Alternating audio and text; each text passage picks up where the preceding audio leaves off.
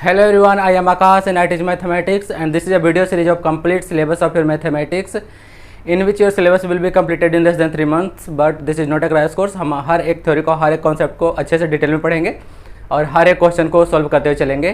तो ये है अपना 23rd lecture in which we will solve questions of exercise 6.7।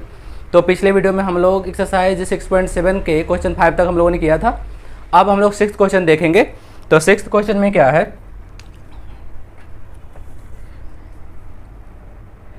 6th question में हमें ग्राफ ड्रॉ करना है।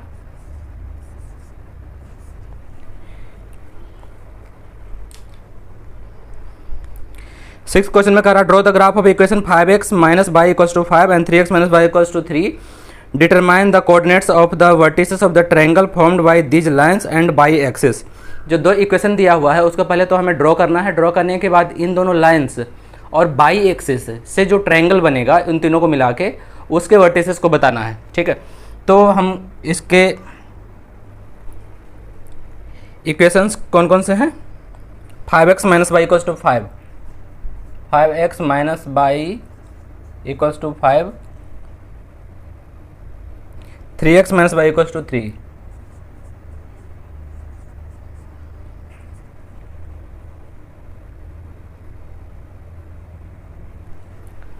तो ये है दोनों इक्वेशन। इन दोनों इक्वेशंस को पहले ड्रॉ करना है। ड्रॉ करने के बाद क्या है, ये दोनों लाइंस और बाई एक्सिस मिला के जो ट्रायंगल बनाएगा उस ट्रायंगल के जो तीनों वर्टिसेस होंगे वो हमें बताने हैं। ठीक है, तो हम सबसे पहले ड्रॉ करना स्टार्ट करते हैं। ड्रॉ करने के लिए हम क्या करते हैं, सपोज ये हमारा इक्वेशन फर्स्ट है और ये इक्वेशन सेकेंड है। तो इक्वेशन फर्स्ट के लिए पहले हम कोऑर्डिनेट्स फाइंड आउट करते हैं सो दैट हम लाइन ड्रॉ कर सकें। तो कोऑर्डिनेट्स फाइंड आउट करने के लिए क्या करते हैं, फॉर इक्वेशन 1 x के अलग अलग वैल्यू के लिए y के वैल्यू को हम फाइंड आउट करते हैं कि x के अलग अलग वैल्यू पे y का क्या वैल्यू होगा। ऐसे हम कोऑर्डिनेट्स निकालते हैं। ये हो गया। तो हम x में अगर जो हम फर्स्ट इक्वेशन में x का वैल्यू 0 रख दें, यहाँ पे 0 रखें तो 5 इंटू 0 0 हो जाएगा ये। तो minus y equal to 5 means y equal to क्या हो जाएगा, -5। तो कहने का मतलब अगर हम x का वैल्यू 0 रखें तो y का वैल्यू आ रहा है -5। तो 0 और -5 जो है हमारे फर्स्ट लाइन का एक कोऑर्डिनेट पता चला। अब हम y का वैल्यू अगर जो इस इक्वेशन में 0 कर दें, y 0 करेंगे तो क्या हो जाएगा, ये तो 0 हो गया, 5x इक्वल्स टू 5 तो x इक्वल्स टू 1 हो जाएगा। मीन्स y का वैल्यू अगर 0 करते हैं तो x का वैल्यू 1 आ जाएगा। तो ये हमारा सेकंड कोऑर्डिनेट मिल गया। फर्स्ट कोऑर्डिनेट क्या हुआ, 0 -5, सेकंड कोऑर्डिनेट क्या हुआ, 1 और 0। इस तरह से फर्स्ट इक्वेशन के लिए ये हमारे पास दो कोऑर्डिनेट आ गए। अब हम देखेंगे सेकंड इक्वेशन के लिए। ऐसा करते हैं, चलो ठीक है। फॉर इक्वेशन 2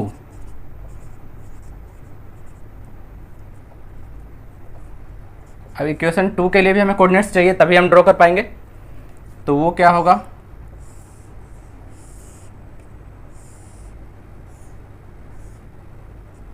x और y रख के देखते हैं। x का वैल्यू अगर हम इसमें 0 रख दें तो y इक्वल्स टू क्या होगा, ये तो 0 टर्म हो गया, तो माइनस बाई इक्वल्स टू 3, तो y equals to -3 means x का वैल्यू 0 रखने पर y का वैल्यू आ रहा है -3।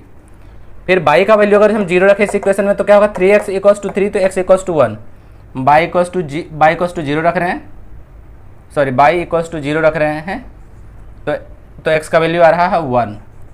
तो इस तरह से हमारे पास कोऑर्डिनेट्स आ गए। क्या क्या, एक तो ये कोऑर्डिनेट हो गया फर्स्ट लाइन के लिए, सेकंड कोऑर्डिनेट अपना ये हो गया, सेकंड लाइन के लिए एक कोऑर्डिनेट ये हो गया और दूसरा कोऑर्डिनेट ये हो गया। इन चारों कोऑर्डिनेट्स को जब हम फाइंड आउट करेंगे और उन दोनों दो कोऑर्डिनेट्स को जब मिलाएंगे तो हमारे पास एक लाइन बनेगा। तो हम इसको ड्रॉ करते हैं पहले।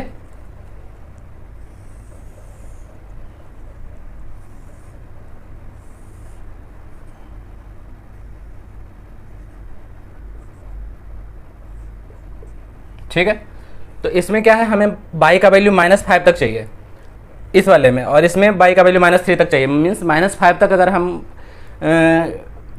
पॉइंट्स लिखेंगे अगर इस लाइन पे तो हमारे सारे जो पॉइंट्स हैं इंक्लूड हो जाएंगे इसके अंदर। तो हम पॉइंट्स ऐसे इस तरह से लिख लेते हैं 1 1 के गैप पे। ये हो गया अपना 1 2 3 4 5।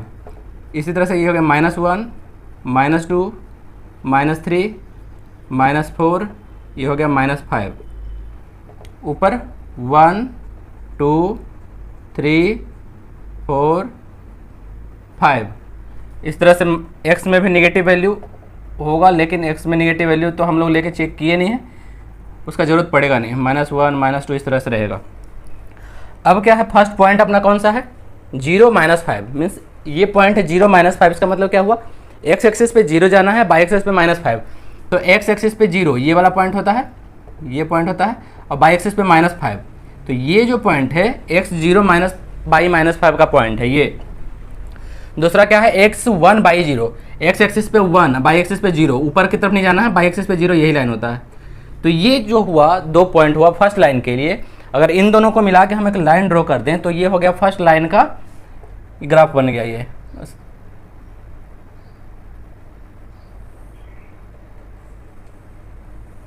इस तरह से, ठीक है, ये अपना बन गया फर्स्ट लाइन का ग्राफ।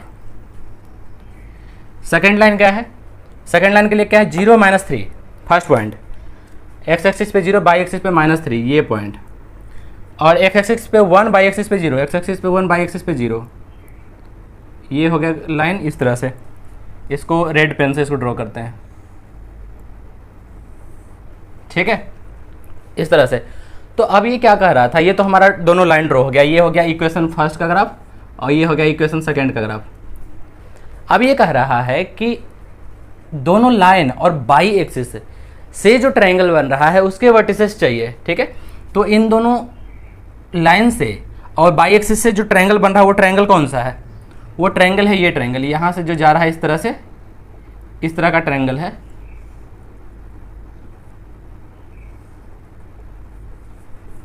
यहाँ पे जो बन रहा है एक सीधी लाइन, यहाँ पे -3 है और यहाँ पे -5 पे मिल रहा है, और ये जो आगे जाके दोनों 1 0 पे मिल रहा है, ठीक है। तो इस जो ये जो ट्रायंगल बना है इसके वर्टिसेस चाहिए, जो यहाँ पे बन रहा है, मैंने इसको साइड करके आपको दिखाया है, ठीक है। तो इस ट्रायंगल के तीनों वर्टिसेस चाहिए। तो इसके सारे वर्टिसेस कौन कौन से हैं, एक तो है ये पॉइंट, तीनों वर्टिसेस हो गए, एक तो 1 0 हो गया, 1 और 0 जो यहाँ पे मिल रहा है। दूसरा पॉइंट कौन सा है, ये वाला पॉइंट -3, सॉरी x एक्सिस पे 0, y एक्सिस पे -3, ये सेकेंड पॉइंट हो गया। थर्ड पॉइंट कौन सा हो गया, x एक्सिस पे 0, y एक्सिस पे -5, 0 और -5, ये तीनों वर्टिसेस हो गए जो हमें फाइंड आउट करने थे। तो इस तरह से अपना ये 6th क्वेश्चन हो गया। अब हम देखेंगे 7th क्वेश्चन। अगर जो इस क्वेश्चन में ये पॉइंट, ये तो यहाँ पे पता चल रहा है कि हम लोग को कि 0 और 1 पे ये मैच कर रहा है, तो हम लोग को इजीली मिल गया क्योंकि ये x एक्सिस पर ही क्रॉस कर रहा था। लेकिन अगर जो ये पॉइंट, जो इंटरसेक्शन पॉइंट है इन दोनों लाइन का, वो कहीं दूसरी जगह पे होता, सपोज यहाँ पे कट कर रहा होता, तो इस पॉइंट का कोऑर्डिनेट निकालने के लिए हमें दोनों इक्वेशन को सोल्व करना पड़ता, तब वो इंटरसेक्शन पॉइंट मिलता। लेकिन हमें यहाँ पे बिना सोल्व किए पता चल गया, क्योंकि ये पॉइंट जो है दोनों जो हम ग्राफ ड्रॉ कर रहे थे उसी में ये दोनों पॉइंट आ रहा था, मीन्स दोनों का इंटरसेक्शन पॉइंट वो वहाँ पे ऐसे ही पता चल रहा था। अदरवाइज अगर जो वो पता नहीं चलता, कहीं और पे कट करता, तब हमें सोल्व करना पड़ता। तो इस तरह से अपना ये 6th क्वेश्चन हो गया। अब हम देखेंगे 7th क्वेश्चन। 7th क्वेश्चन में क्या है, ये बोल रहा है solve the following pair of linear equation. 7th question में 5 क्वेश्चन है और उसको सोल्व करना है। तो 7th का फर्स्ट पार्ट हम पहले देखते हैं। 7th का फर्स्ट, तो ये है अपना 7th का फर्स्ट क्वेश्चन। इसमें क्या है, px + qy = p - q और qx - py = p + q। तो सबसे पहले इसमें हमें ये जानना है कि आखिर इसमें वेरिएबल कौन सा है।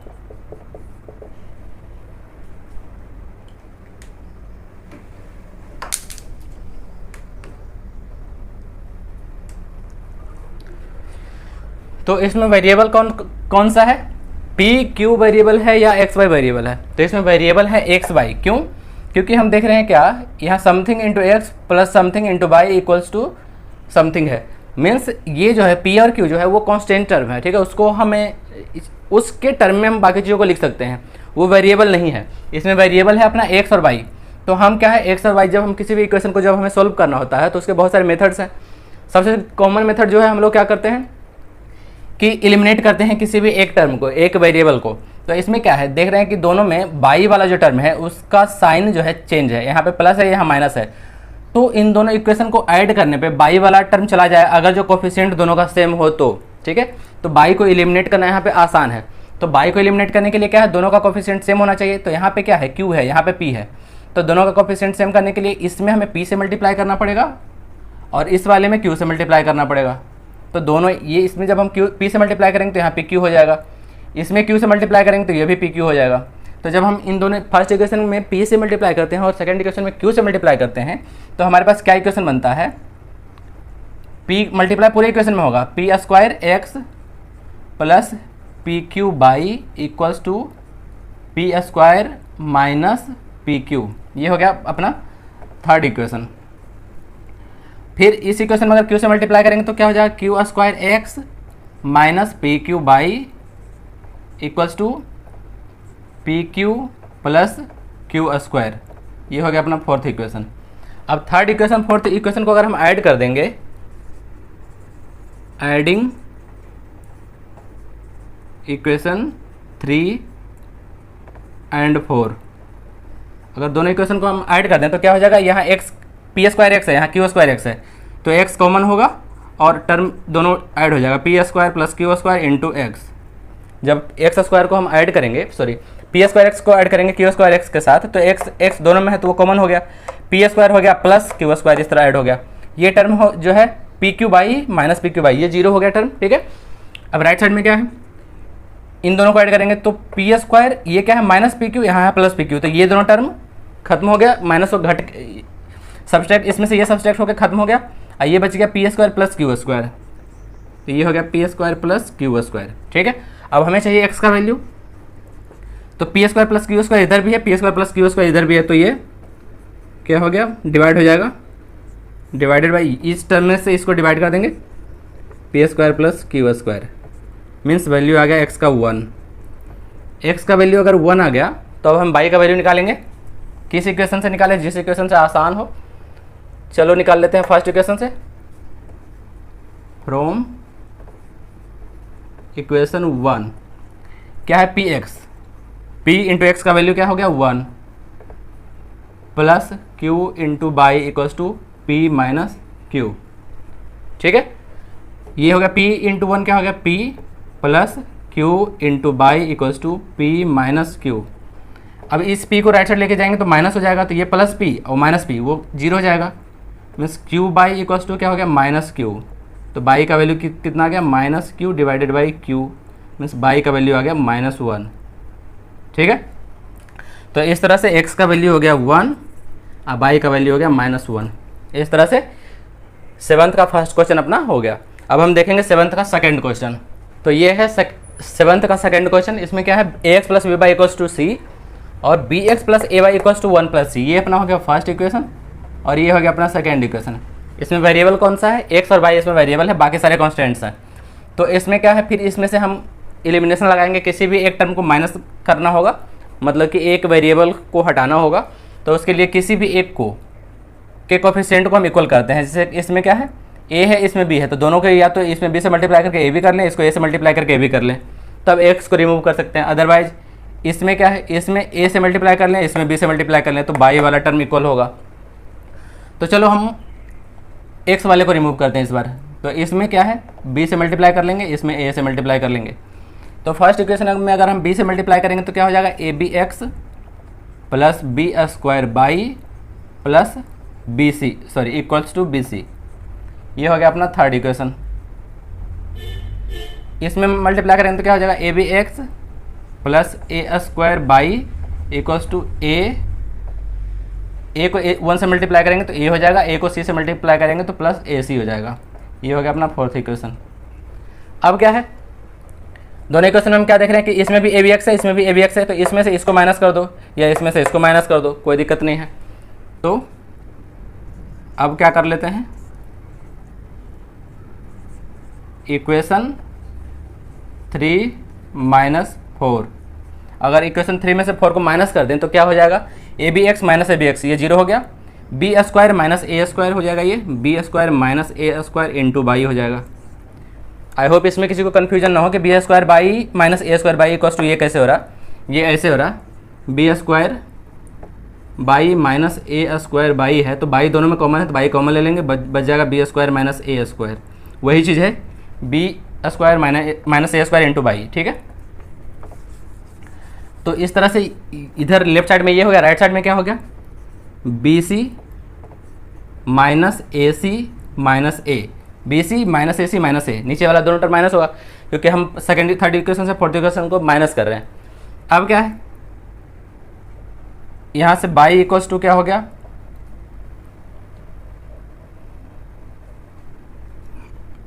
इसको सोल्व किया जा सकता है कि नहीं, b माइनस ए है, ठीक है। इसको इन दोनों से c कॉमन ले रहे हैं तो b माइनस ए इंटू सी हो रहा है माइनस ए हो रहा है, इसको अलग कर लेते हैं। इतना डिवाइडेड बाई क्या हो जाएगा, ये term B square minus a square, तो ये हो गया बाई का वैल्यू। अब बाई के वैल्यू में इसमें आंसर में से मिलाने पे थोड़ा सा चेंज हो सकता है। अगर जो सपोज कर लेते हैं यहाँ हमने लिखा B square minus a square, अगर इससे हम माइनस कॉमन ले लें तो क्या हो जाएगा ए स्क्वायर माइनस बी स्क्वायर, और उस माइनस को जब नीचे से कॉमन लेंगे ऊपर से भी माइनस कॉमन लेंगे, उसके बाद काट देंगे तो ऊपर भी क्या हो जाएगा, ये ए माइनस बी जो है, सॉरी बी माइनस ए जो है वो ए माइनस बी में चेंज हो जाएगा, और ये जो माइनस है वो प्लस हो जाएगा। तो ये चेंजेस मतलब कि इसको हम ऐसे भी लिख सकते हैं, इसको ऐसे लिख सकते हैं A minus B into C plus A divided by A square minus B square, ऐसे भी हम लिख सकते हैं, ये दोनों एक ही चीज़ है, ठीक है। तो इस तरह से ये बाई का वैल्यू हो गया, ये भी हो गया और ये भी हो गया। अब क्या है, हमें चाहिए एक्स का वैल्यू फ्रॉम इक्वेशन 1। इक्वेशन 1 से देखें हमें एक्स का चाहिए, तो A X plus B into Y, Y equals to क्या है, इसको रख लेते हैं, या तो इसको रख लेते हैं, किसी को भी रख लो,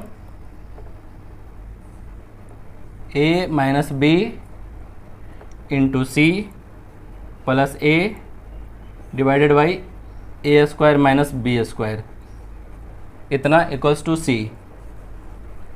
ये हो गया अपना, हमें चाहिए x का वैल्यू, तो इस वाले टर्म को यहाँ से हटाना पड़ेगा, तो ए एक्स इक्वल्स टू क्या हो जाएगा, c में से सारा टर्म माइनस होगा, c माइनस ये पूरा टर्म, इस पूरे टर्म को उधर लेके जाएंगे, a minus B into C plus A divided by A square minus B square, ये टर्म हो गया। अब क्या है, हमें चाहिए x का वैल्यू, तो इस a को भी यहाँ से हटाएंगे, तो x इक्वल्स टू क्या हो जाएगा, इसको यहाँ से हटाएंगे तो क्या है, ये डिवाइड हो जाएगा पूरे में। तो पहले इसको सोल्व कर लेते हैं, अगर इसको हम सोल्व करते हैं तो क्या हो जाएगा, c इंटू ए स्क्वायर माइनस बी स्क्वायर, इसको इससे मल्टीप्लाई किया, फिर माइनस ये पूरा टर्म हो जाएगा, a minus B into b c minus A B divided by A square minus B square, और ये x जो था ये भी नीचे आ जाएगा। इतना हो गया x का वैल्यू। अब क्या करते हैं इससे, ठीक है, इसको हम सॉल्व कर लेते हैं। क्या हो गया, ए स्क्वायर सी, इसको सॉल्व कर रहे हैं हम, ए square C minus B square C minus यहाँ क्या हो गया, ए बी सी, ये क्या हो गया, minus minus plus, plus B square C हो गया, plus B square C plus A B हो गया, प्लस ए बी, ठीक है। यहाँ पे अब क्या है, बी स्क्वायर सी और ये बी स्क्वायर सी ये कैंसिल हो गया यहाँ पे, और हमारे पास टर्म क्या क्या बच गया, ए स्क्वायर सी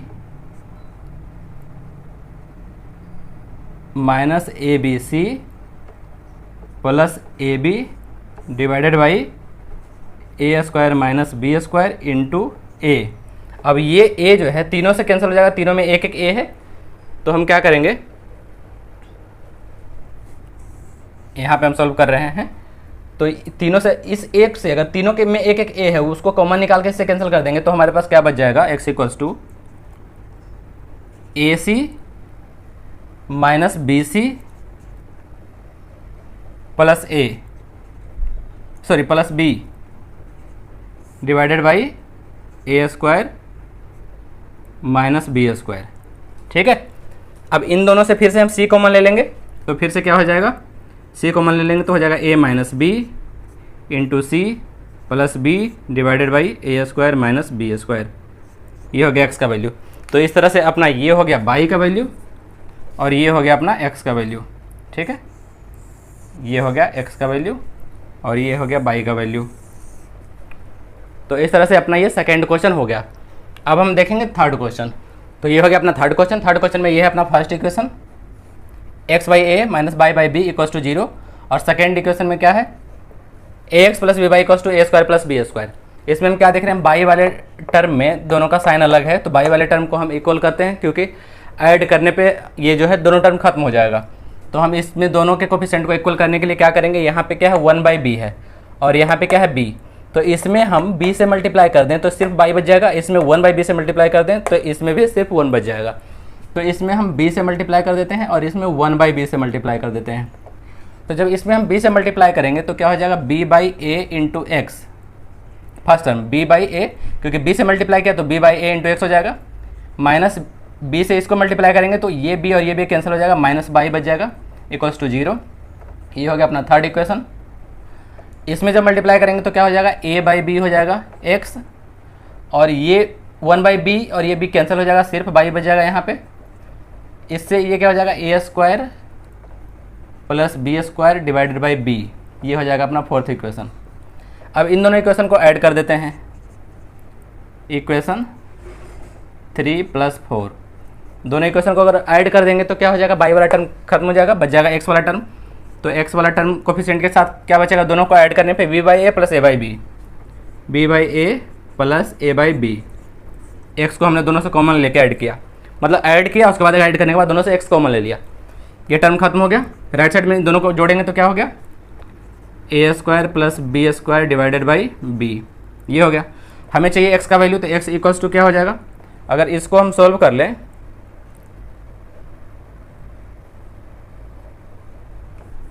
इसको अगर हम सोल्व कर लेते हैं पहले, x इक्वल्स टू ab, इन दोनों का एलसीएम हो गया, b² प्लस a² हो गया, ये इक्वल्स टू ये टर्म हो गया a² plus b² divided by b। अब क्या करेंगे, हमें x का वैल्यू चाहिए, तो x इक्वल्स टू क्या है, राइट साइड में क्या था, a² plus b² divided by b था, उसमें नीचे वाले जो डिनोमिनेटर है इससे मल्टीप्लाई होगा, जो ऊपर चला जाएगा, और जो न्यूमरेटर में है वो नीचे चला जाएगा इधर आके, तो हो जाएगा b² प्लस a²।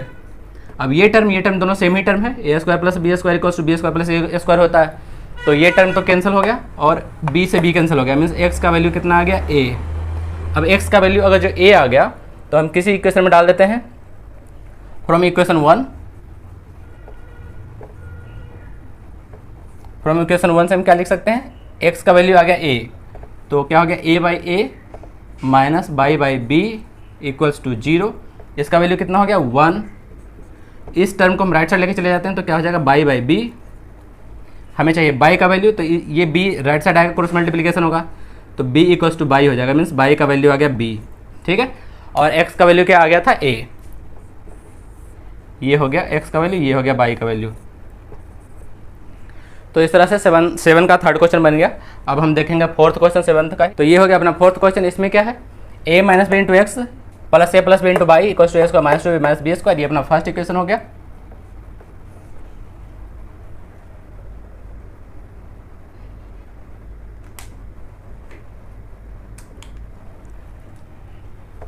ये अपना फर्स्ट इक्वेशन हो गया।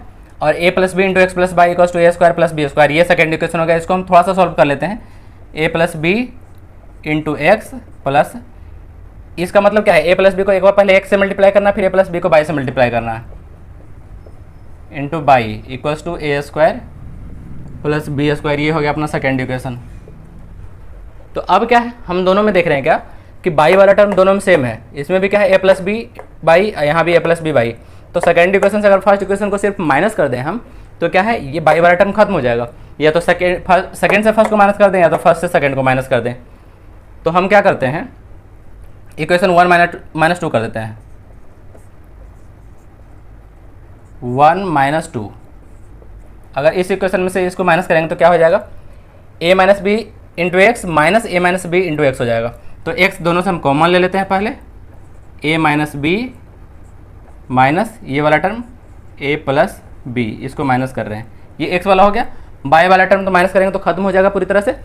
और राइट साइड में क्या बच जाएगा, राइट साइड में बच जाएगा अपना a² minus 2ab minus b² जो है, इसमें से माइनस करना है हमें नीचे वाले टर्म को, a² प्लस b² को, इसको माइनस करना।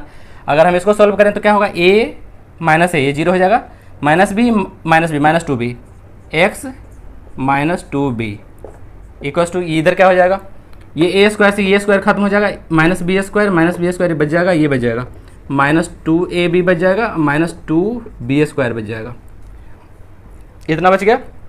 अब x इक्वल्स टू क्या हो जाएगा, यहाँ से यहाँ हम 2b कॉमन ले लेते हैं दोनों से, -2b कॉमन ले लेते हैं, इसे -2b अगर कॉमन ले लेंगे तो यहाँ बच जाएगा a और यहाँ बच जाएगा +b, ठीक है।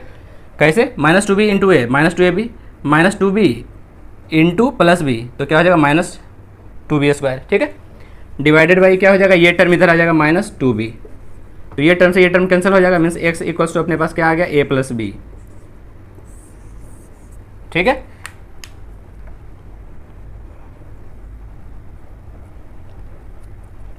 x equals to a + b, एक तो आंसर ये हो गया। अब हम सेकेंड इक्वेशन के लिए सॉल्व करेंगे, सॉरी बाई के लिए हम सॉल्व करेंगे फ्रॉम किस इक्वेशन से निकाल लें, फ्रॉम इक्वेशन 2 निकाल लेते हैं, या चलो फ्रॉम इक्वेशन 2,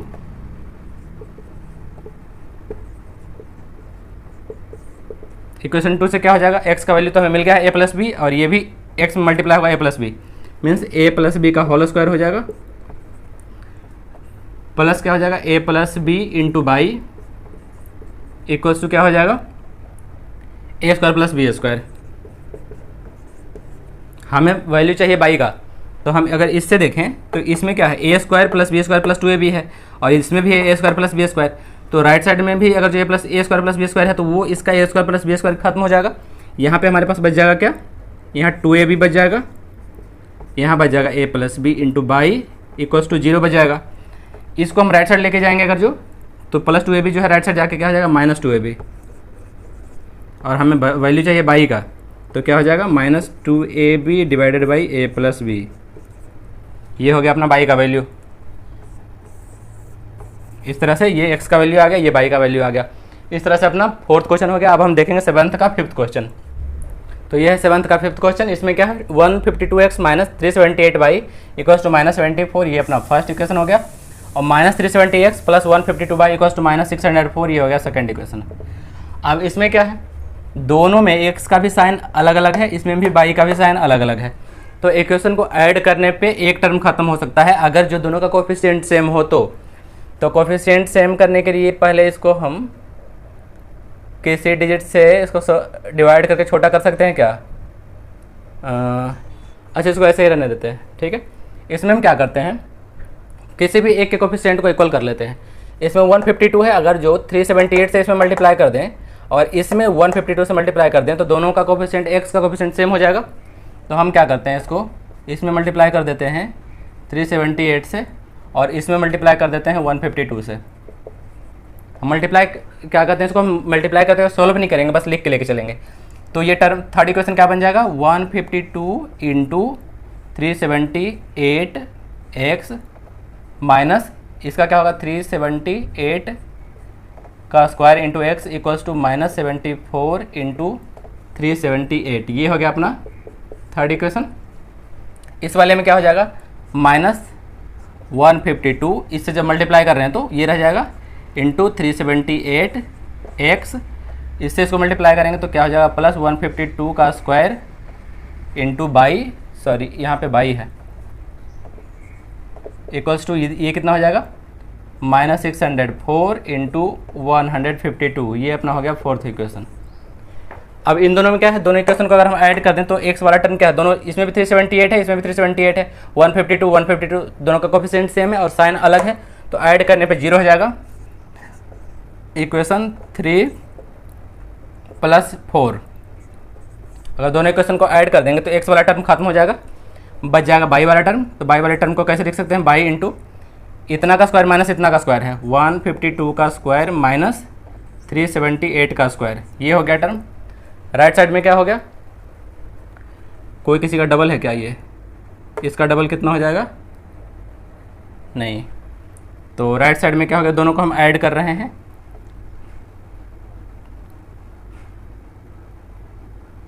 -74 इंटू 378 -604 इंटू 152, ये हो गया राइट साइड में। हमें चाहिए बाई का वैल्यू, बाई इक्वल्स टू क्या हो जाएगा, इस माइनस को कॉमन ले लेते हैं तो क्या हो जाएगा 74 into 378 plus 604 into 152 divided by यहाँ हो गया 152 का ए स्क्वायर माइनस बी स्क्वायर, ये कितना हो जा रहा है 152 प्लस 378 इंटू 152 माइनस 378, ये टर्म होगा बाई का वैल्यू। हम इसको सोल्व करेंगे, ठीक है। इसको जब हम सोल्व करेंगे तो इन दोनों से हम 4 कॉमन लेते हैं, तो इससे भी 4 कॉमन लेंगे, इन दोनों से 4 बाहर निकालेंगे तो 4 कैंसिल हो जाएगा। तो देखते हैं इसमें 4 है कि नहीं, ये है, इसमें से 2 और इसमें से 2, ठीक है, लेंगे, इससे 2 लेंगे तो ये दोनों से 4 बाहर आ जाएगा, और इसमें से 4, इसमें से 2 लेंगे, इससे 2 लेंगे तो कैंसिल होगा, तो ये बच जाएगा क्या, ये इसका हाफ हो जाएगा 3 7, ये कितना बच जाएगा इतना, प्लस ये कितना हो गया 302 इंटू 76 डिवाइडेड बाई कितना हो गया 265 इंटू ये कितना हो गया 113, इतना हो गया। तो अब हमें इसे सॉल्व करना पड़ेगा, मीन्स 189 और 37 को मल्टीप्लाई करना पड़ेगा, 189 और 37 को मल्टीप्लाई करना पड़ेगा, प्लस 302 और 76 को मल्टीप्लाई करके ऐड करना पड़ेगा, और उससे इसको डिवाइड करेंगे। तो ये हम करके देखेंगे, या आप इसको करके देख लेना। तो इसका जो वैल्यू आएगा उस वैल्यू को आपको पुट कर देना है किसी, तो यहाँ से आएगा बाई का वैल्यू, ठीक है, बाई का वैल्यू किसी इक्वेशन में हम पुट कर देंगे तो एक्स का वैल्यू आ जाएगा, ठीक है। तो बाई का वैल्यू, चलो इसको करके देख लेते हैं कितना हो रहा है। ये हो गया 189 इंटू 37, इसको मल्टीप्लाई करेंगे,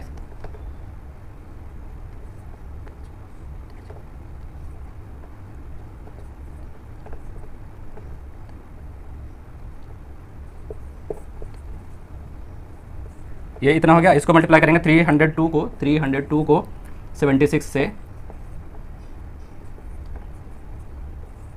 ये हो गया 25922। अब इन दोनों को अगर ऐड करेंगे तो क्या हो जाएगा 51113, ये कितना होगा 325, 9 और 5 14, चल बाकी 1, 9 9 18 19 9 बाकी 1, फिर 2 8 9 और ये 2, ये ऊपर वाला जो टर्म हो गया इसको जब सोल्व करेंगे हम तो ये आ रहा है 29945, और नीचे वाला टर्म कितना हो रहा है इसको भी सोल्व करके देख लेते हैं। नीचे है 265113, 265113, ये हो गया 562, ये हो गया 5 1,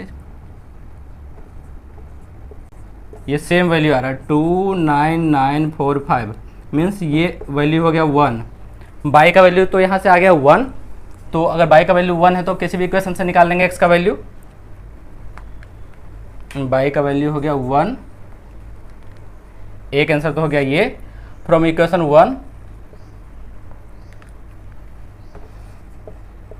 इक्वेशन 1 से क्या हो जाएगा 152x माइनस बाई का वैल्यू 1 आ गया है तो माइनस 378 इंटू 1, 378 रह जाएगा माइनस 74, इसको उस साइड लेके जाएंगे तो हो जाएगा 152x है, ठीक है, इक्वल्स टू ये प्लस हो जाएगा, तो जब प्लस हो जाएगा तो इसमें से इसको माइनस करेंगे तो हो जाएगा 4, और ये हो गया 0 और ये हो गया 3, ये इतना बाई इक्वल्स टू हो गया। बाई इक्वल्स टू क्या हो गया 304 डिवाइडेड बाई 152, मीन्स बाई का वैल्यू आ गया 2।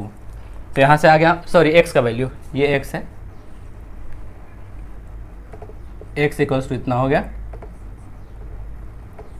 तो हमारे पास क्या आ गया, बाई का वैल्यू 1 आ गया और एक्स का वैल्यू 2 आ गया, ये दोनों इसका सोल्यूशन हो गया, ठीक है। तो इस तरह से 7वां क्वेश्चन हो गया। अब हम देखेंगे 8वां क्वेश्चन, और वो है लास्ट क्वेश्चन। तो ये है अपना 8वां क्वेश्चन। इसमें क्या कर रहा है 8वां क्वेश्चन में कि ABCD एक साइक्लिक क्वाड्रिलेटरल है, find the angles of the cyclic quadrilateral. तो साइक्लिक क्वाड्रिलेटरल एक दिया हुआ है, इसके एंगल्स दिए हुए हैं वेरिएबल्स के टर्म में, तो वो हमें फाइंड आउट करने हैं कि एंगल्स का वैल्यू क्या होगा। तो साइक्लिक क्वाड्रिलेटरल का एक प्रॉपर्टी है कि साइक्लिक क्वाड्रिलेटरल पहले कहते हैं किसको है, एक ऐसा क्वाड्रिलेटरल जिसके चारों वर्टिसेस जो होते हैं एक सर्कल के सर्कम्फ्रेंस पे होते हैं, ठीक है, तो इसको साइक्लिक क्वाड्रिलेटरल कहते हैं। तो ऐसे क्वाड्रिलेटरल में क्या प्रॉपर्टी होता है कि अपोजिट एंगल्स का जो के सम जो होते हैं वो 180 होते हैं, ठीक है, मीन्स ये एंगल प्लस ये एंगल 180 होगा और ये प्लस ये 180 होगा। तो इसी प्रॉपर्टी से हमारा इक्वेशन बनेगा। मीन्स इस एंगल को अगर ऐड कर दें using cyclic property, using property of cyclic quadrilateral, हमारे पास क्या हो जाएगा, इन दोनों को ऐड करेंगे तो 180 डिग्री आएगा। ये फर्स्ट इक्वेशन बनेगा। मीन्स इन दोनों को अगर ऐड करें तो क्या हो जाएगा 3/-5 ये एंगल प्लस इस नाम दे दो इसको A B C D। क्या था इसका नाम, कैसे कैसे था, A, ये है B, ये है C और ये है D। तो साइक्लिक क्वाड्रिलेटरल सिंस है तो क्या लिख सकते हैं, A और C मिला के 180 होगा। A + C = 180 होना चाहिए। तो A का वैल्यू कितना है 4/+20, 4/+20। C का वैल्यू क्या है -4x = 180 होना चाहिए। इसको अगर हम इक्वेशन बनाएंगे क्या हो जाएगा, -4x + 4/, ये 20 राइट से जाएगा तो -20 हो जाएगा, तो ये हो जाएगा 160। अगर इसको हम सोल्व करें तो -x + y = क्या हो जाएगा, 4 को कॉमन लेके से डिवाइड कर देंगे तो ये हो जाएगा 40। ये हो गया अपना इक्वेशन फर्स्ट। अगेन क्या है, एंगल B + एंगल C = 180 होना चाहिए। तो B कितना है 3/-5 प्लस C कितना है -7x + 5 = 180 होना चाहिए। ठीक है, अब यहाँ पे क्या, इसको फिर से हम सोल्व करेंगे, -7x हो जाएगा, ये प्लस 3y हो जाएगा -5 और ये +5 0 हो गया = 180 हो गया। ये हो गया अपना सेकेंड इक्वेशन। अब क्या है, इन दोनों इक्वेशंस से अगर जो हमें सोल्व करना है, यहाँ -7x है, यहाँ क्या है -x है, तो इसमें हम 7 से मल्टीप्लाई कर देंगे अगर जो, तो ये क्या हो जाएगा -7x, ये इक्वेशन प्लस 7y हो जाएगा = क्या हो जाएगा 280 डिग्री। ये इक्वेशन थर्ड हो गया। फर्स्ट इक्वेशन में अगर हम 7 से मल्टीप्लाई कर देंगे और उसके बाद थर्ड इक्वेशन बना लेंगे। अब क्या है, सेकेंड इक्वेशन से third equation minus second equation कर दो, इक्वेशन 3 माइनस इक्वेशन 2। इस इक्वेशन से इस इक्वेशन को माइनस करेंगे तो क्या है, ये टर्म खत्म हो जाएगा, 7/- -3/, क्या हो जाएगा 4/, = ये कितना हो गया 100 डिग्री। तो बाई का वैल्यू आ गया कितना 25। बाई का वैल्यू अगर 25 आ गया तो एक्स का वैल्यू क्या हो जाएगा, फ्रॉम इक्वेशन 1 ये x -x + y = 40 है, तो -x को राइट साइड लेके चले जाते हैं और y को लेफ्ट साइड लेके आ जाते हैं। 1 से क्या हो जाएगा, x का वैल्यू -x + y = 25 = 40। तो -x = क्या हो जाएगा 40 - 25 मीन्स ये कितना हो गया 15 -x = एक, तो x = क्या हो जाएगा -15। ये x का वैल्यू हो गया और ये y का वैल्यू हो गया। अब हमें चारों एंगल्स चाहिए तो चारों एंगल से निकाल लेंगे। एंगल A = क्या हो जाएगा 4/+20, 4/+20 मीन्स 4 × बाई का वैल्यू कितना है 25, तो 100 हो गया प्लस 120, 100 + 20 120 हो गया। एंगल B कितना हो गया, B है 3/-5, 3/-5, तो बाई का वैल्यू हो गया 25, तो 75 - 5 ये हो गया 70। एंगल C का वैल्यू क्या है -4x है, -4x, तो -4 × x का वैल्यू कितना आ गया -15, तो -4 × -15 कितना हो गया 60 डिग्री। ठीक है, और एंगल D का वैल्यू कितना हो गया -7x + 5, -7x + 5, तो -7 × x का वैल्यू हो गया -15, तो 105 + 5 110 डिग्री हो गया। तो इस तरह से इसके चारों एंगल्स पता ये हो गए 120 डिग्री, 70 डिग्री, 60 डिग्री, 110 डिग्री। इस तरह से इस क्वाड्रिलेटरल के सारे एंगल्स पता चल गए और इस तरह से ये चैप्टर कंप्लीट हो गया। तो अगर आप लोगों को वीडियो पसंद आता है तो वीडियो को लाइक करना, चैनल को सब्सक्राइब करना और अपने फ्रेंड्स के साथ शेयर जरूर करना। हम लोग नेक्स्ट वीडियो में एक नया चैप्टर स्टार्ट करेंगे, तो हम लोग मिलते हैं नेक्स्ट वीडियो में। Thank you.